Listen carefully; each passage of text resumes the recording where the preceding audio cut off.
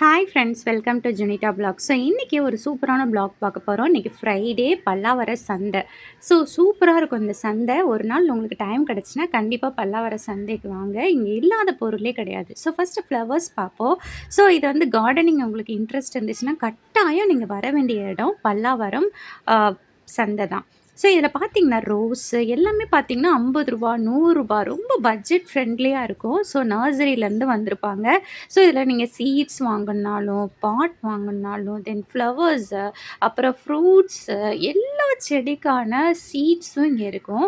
எல்லா செடியும் அவைலபிளாக இருக்கும். அதுக்கான பெஸ்டிசைட்ஸும் இங்கே அவைலபிளாக இருக்கும். தென் அதுக்கான பாத்திரம் எல்லாமே இருக்கும்.